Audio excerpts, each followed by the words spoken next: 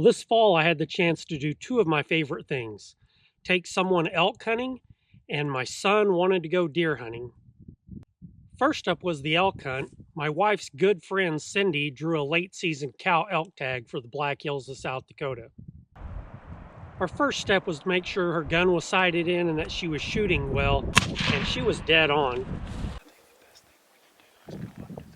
Our first evening out, we spotted some elk up a draw, and the chase was on.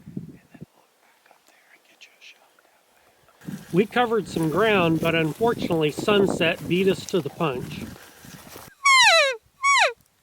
The next morning we spotted a group of elk, and these were two herds that were actually kind of coming together. There was lots of bugling and a lot of cows.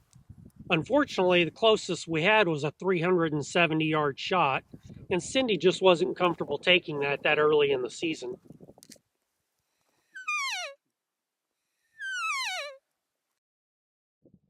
We let those elk go to bed, and that evening we were back in that area. Just before sunset, we heard a bull bugle, and we moved in that direction as fast as we could.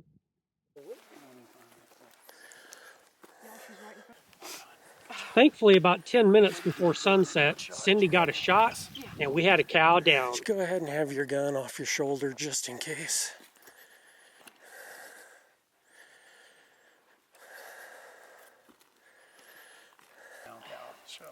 Great job, Cindy. Yeah, thanks to the good Lord. Blessings from above and a great hunt, great memories.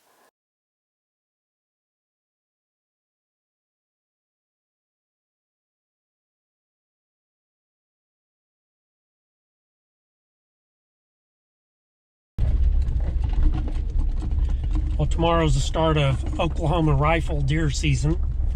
My son has tags, so I'm going to take him out. I'm headed out to get a couple of feeders ready. I've had some feeders going, and we've got some really nice bucks this year. I've had a really big 6x6 running around, and I've got a really goofy antler non-typical 4x4, plus a big typical 4x4.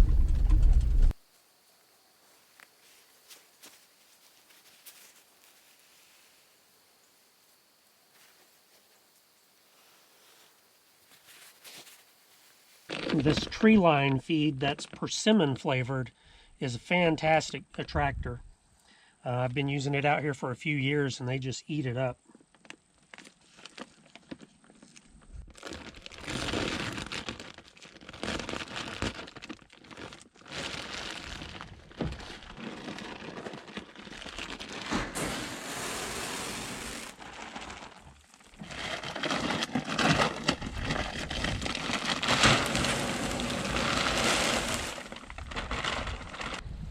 Well, I had a couple hours to kill before Ryan would get to camp, so I decided to go catch some bass. I'm going to squeeze in a little bass fishing while I'm here. You can see I had hogs in here this summer. They did a lot of damage. Pulled my tractor in here and smoothed a little of it out, but you can see they're just like a bunch of rototillers how bad they tore all that up.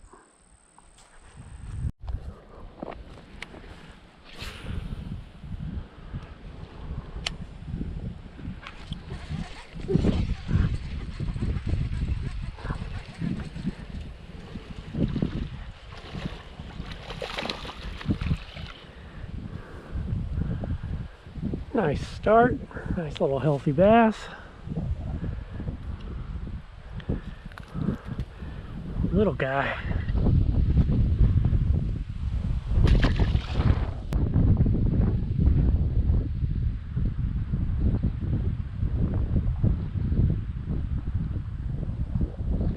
Oh. He just came up and grabbed it.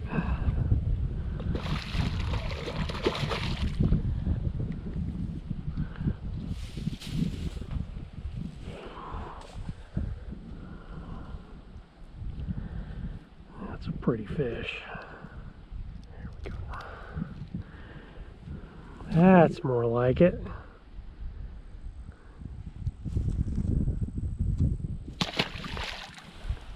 You can see more hog damage. This is why people really hate them. got in here and tore this up. Again, I came in with my tractor and smoothed out my trail. That's too wet and soupy to get into.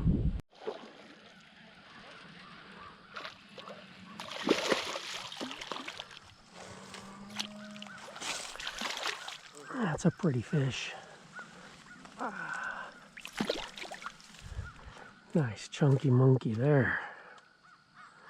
Tore my skirt off. Well, I was about done anyway.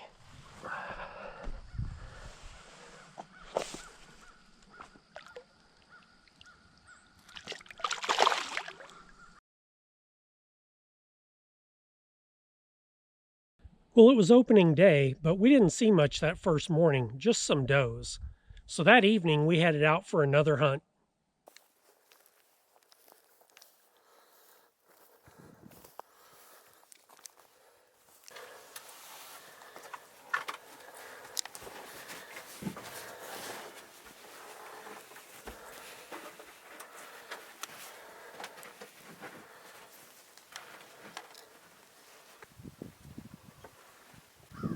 We weren't in stand very long, and we had some more does come in, and then we saw a small 4x4, but he was not what Ryan was looking for.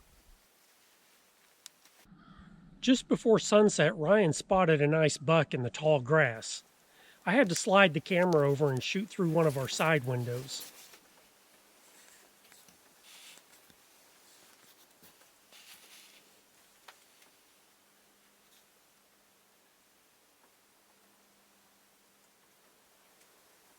It's totally up to you. I think I'm going to try to get it and he'll give me a good shot. We judged the buck for a little bit, and Ryan decided this buck would do for what he wanted.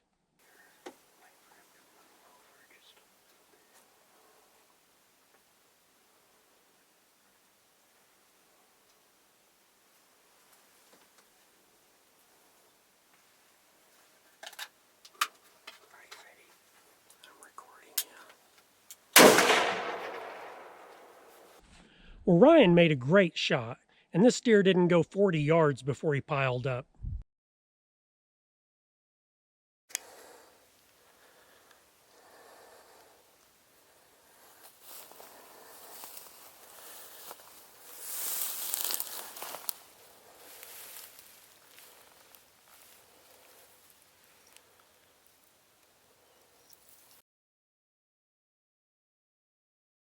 As we were skinning this buck out, we discovered he had been shot before. He had a bullet in his left shoulder that was a fairly large caliber.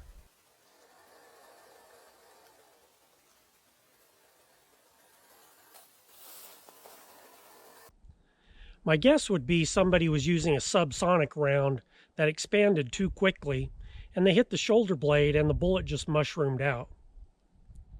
It was a large caliber round, either a 300 blackout or a 7.62, something in that range.